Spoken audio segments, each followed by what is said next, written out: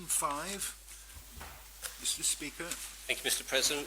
I'd like to ask the Minister for the Treasury what is being done to ensure that his department gives industry support on a fair and equitable basis in a way that will not distort the market.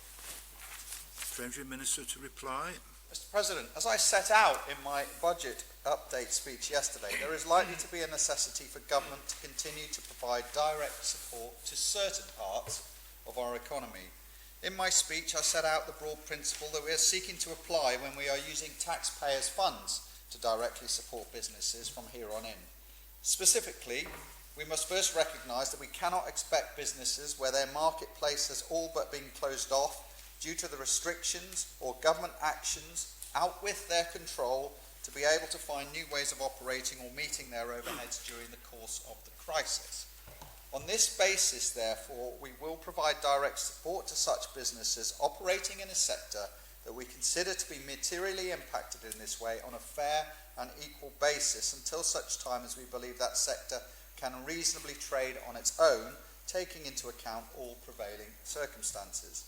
This is particularly applicable to the internal or domestic economy where businesses are acting in direct competition with each other.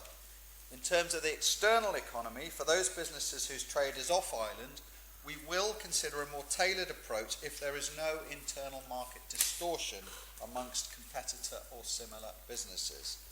The Honourable Member will recognise these principles in the broad support package that has been laid out and approved by this Court. Supplementary, Mr. Speaker. Thank you. Would the Treasury Minister consider that it would be inequitable if two different government landlords, two different government departments, treated tenants differently who are in the same industry, and will the Minister personally give an assurance that he will ensure that there is a level playing field if such circumstances are identified?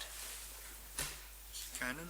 Mr. President, I give an assurance I will look at any such cases. If I can solve an issue, then I will get on and look to get an issue resolved of that nature if there is a difference in approach between one government department and another one, and I'm happy to pick up with the Honourable Member, or if he informs me of any specific case, I will look into it and try and get the matter resolved.